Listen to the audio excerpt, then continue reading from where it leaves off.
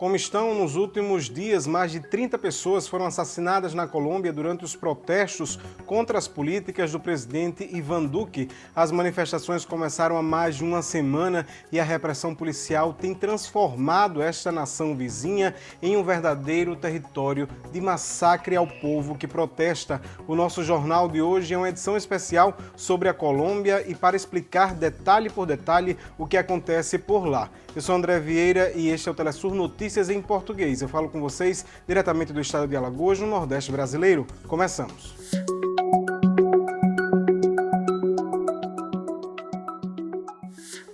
Para entender o que acontece na Colômbia, vamos do início. O presidente Iván Duque apresentou uma lei para modificar o sistema tributário desta nação. A meta era arrecadar 6 milhões e 300 mil dólares por ano, o equivalente a mais de 33 milhões de reais para reduzir o enorme déficit que essa nação vive. A reforma tributária causou polêmica porque 70% do dinheiro sairia do bolso da classe média e dos setores populares. Queriam cobrar 19% de impostos em serviços como luz, água e gás. A indignação aumentou quando perceberam a pequena contribuição das empresas e das pessoas com dinheiro. As organizações sociais convocaram uma greve nacional para o dia 28 de abril, exigindo ao governo a retirada do projeto de lei e a abertura de um espaço para o diálogo. Neste dia, as pessoas foram às ruas das principais cidades da Colômbia para rejeitar a reforma tributária de Iván Duque. Foi a primeira grande mobilização desde o início da pandemia. Hoje eu vim para apoiar a essa gente nova, que é a esperança para este país de ditadura. É a época mais corrupta que eu tenho vivido na minha vida toda. Tenho 75 anos e nunca tinha visto um governo tão corrupto como na atualidade. Primeiro, o governo não quer escutar o clamor popular que se expressou ontem. Segundo, pela forte repressão com que acabou a jornada. Decidimos manter a jornada de protestos para hoje. Se a gente não parar agora e der um basta agora, mais pra frente já não vai existir a Colômbia, porque o próprio governo está nos matando. As mobilizações se estenderam por vários dias e por várias regiões da Colômbia. Vamos agora até Bogotá, a capital desta nação, para conversar com o nosso correspondente Hernán Tovar, quem cobriu as marchas desde o início. Hernán, conta um pouco pra gente dessa mobilização. Em Colômbia, o projeto da reforma tributária na Colômbia, que começou a ser estudado no Congresso, motivou que diferentes setores populares fossem para as ruas, provocando uma grande manifestação nas ruas e estradas do país. Também se somaram outros setores que historicamente têm demandas pendentes com o governo. A resposta do governo foi retirar a reforma tributária, mas a repressão aumentou nas ruas diante das exigências para uma mudança na política neoliberal que está sendo implementada pelo governo de Iván Duque. A presença militar e a presença da polícia, em uma atitude que, conforme os grupos de direitos humanos, já deixa mais de 1.708 casos de violência policial, mais de 37 vítimas de homicídios pela polícia, 831 detenções arbitrárias. Tudo isso durante 9 dias de protestos, onde distintos setores tomaram as ruas exigindo que o governo mude a política neoliberal, a política econômica e a política social que está colocando o país em uma crise. A pressão popular deu resultados. No domingo, dia 2 de maio, o presidente teve que retirar o projeto de lei e o ministro da Fazenda, Alberto Carrasquilla, se demitiu. Apesar da retirada da proposta de reforma, o povo continuou nas ruas para denunciar a profunda crise econômica. O que começou como um protesto contra um projeto de lei se transformou em algo muito maior, em uma grande mobilização nacional contra o sistema político e econômico colombiano. Décadas de uma política que não garante direitos básicos aos mais empobrecidos, de conflito interno e agora com a pandemia que jogaram quase metade da população abaixo da linha de pobreza. O mais recente informe do Departamento Administrativo Nacional de Estatística, o DANE, confirmou que a miséria e a desigualdade têm disparado no último ano. Quase 15% dos colombianos vivem na extrema pobreza. 4 de cada 10 cidadãos sofrem com a pobreza financeira.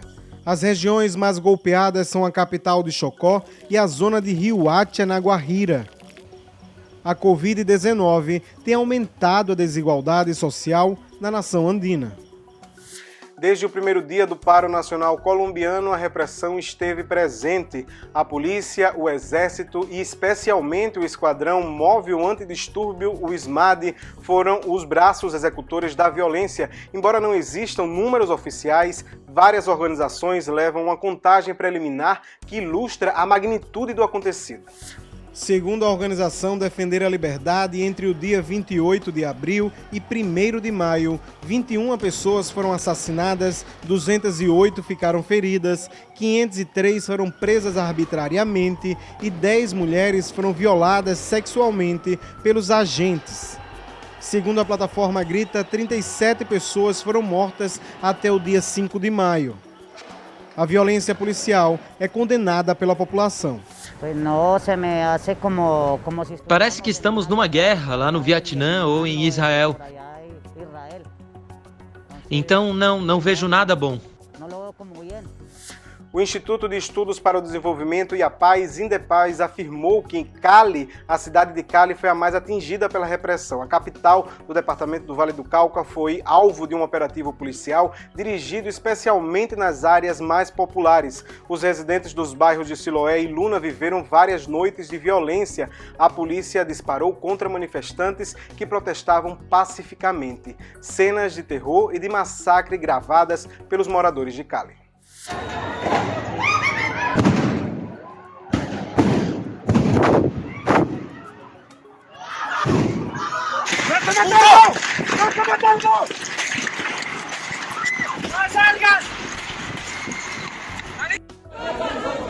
Herido de bala, herido de bala.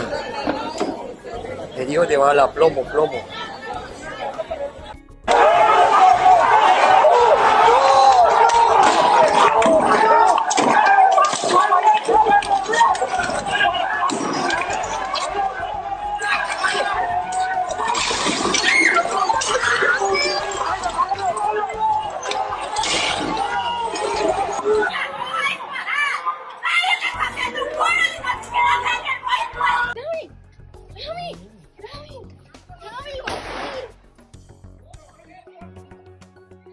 Boa tarde, companheiros. Estou em um dos pontos de Santiago de Cali, onde aconteceu a manifestação dos jovens, no ocidente da cidade de Cali, exatamente em Siloé. Neste lugar, várias coisas aconteceram, entre elas as mortes de jovens colombianos. Ontem foi acordado um pacto de não agressão com a polícia e, pela tarde, não houve repressão. A Comissão de Direitos Humanos afirma, com base em toda a informação que recolheu, que sim, tem acontecido abusos policiais e violações aos direitos humanos. A comissão também acompanha a mobilização dos indígenas que vieram desde o departamento do Cauca. Hoje, ao meio-dia, foi dado o primeiro passo para uma mesa de diálogo entre os jovens e as autoridades de Santiago de Cali. O governo distrital enviou como delegado o secretário de Bem-Estar Social, Jesus Dario Gonçalves. Continuamos atentos e na expectativa para saber o que vai acontecer. Foram inúmeras denúncias de violações aos direitos humanos, mas os responsáveis da polícia e também do exército colombiano não mostram nem remorso nem autocrítica. Nas redes sociais viralizou um vídeo do comandante das Forças Armadas da Colômbia, General Eduardo Zapateiro, falando para os membros da polícia de Cali. Vejamos. Estamos fazendo tudo certo. Acabei de falar com os chefes das televisões, Caracol e da RCN. Eu vou trazer uma jornalista. Já coloquei ela em um avião para vir aqui e mostrar aos colombianos o que estão fazendo os nossos policiais. Aqui estamos oferecendo as nossas vidas, nossa humanidade pelos colombianos, para salvar a democracia que alguns querem destruir.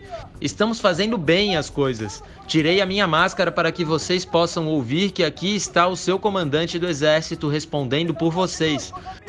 As fortes imagens provocaram uma onda de indignação dentro e fora da Colômbia. Diversos partidos políticos e movimentos sociais exigem a renúncia dos altos mandos da polícia.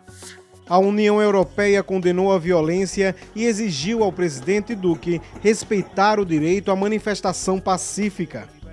O informe foi apresentado por Peter Scani, porta-voz do Serviço Europeu de Ação Exterior. Nos Estados Unidos, o Escritório para a América Latina pediu cancelamento dos fundos destinados à Polícia Antidistúrbio, a SMAD. Na Câmara de Deputados dos Estados Unidos, parlamentares exigiram um corte de apoio militar à Colômbia por causa das violações. E aqui no Brasil, diversas organizações também condenaram a repressão do presidente Ivan Duque contra os cidadãos colombianos.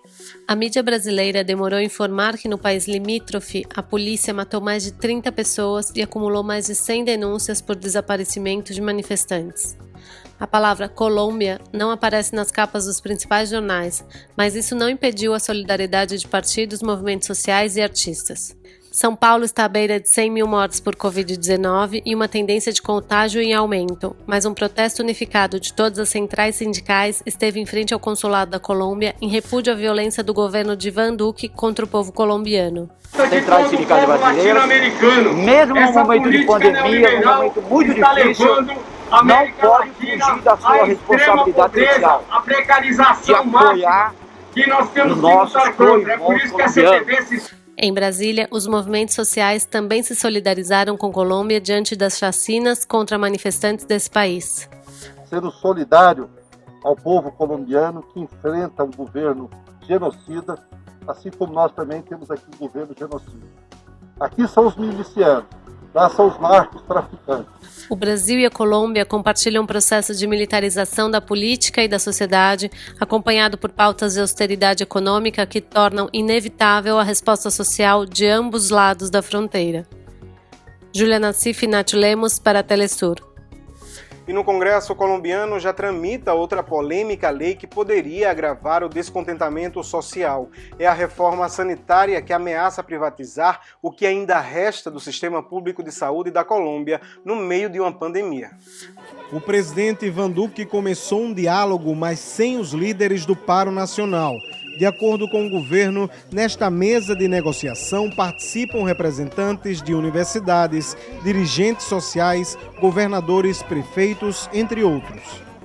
A negativa de Duque em dialogar diretamente com os organizadores da greve nacional deixa a pergunta: o presidente está realmente interessado em escutar e atender às causas da mobilização social? Deixamos que vocês respondam esta pergunta. Neste 6 de abril, dezenas de pessoas foram assassinadas na favela do Jacarezinho, no Rio de Janeiro, durante uma operação da polícia, seja na Colômbia, seja no Brasil. Basta de massacres, basta de chacinas. Nós terminamos hoje com a música O Infiltrado, de Edson Velândia e Adriana Liscano. E antes de fechar o nosso jornal, lembre-se de higienizar as mãos, evitar aglomerações e usar máscara sempre que sair de casa. Muito obrigado por sua audiência e até a próxima semana. Telesur, o sinal informativo da América Latina e Caribe.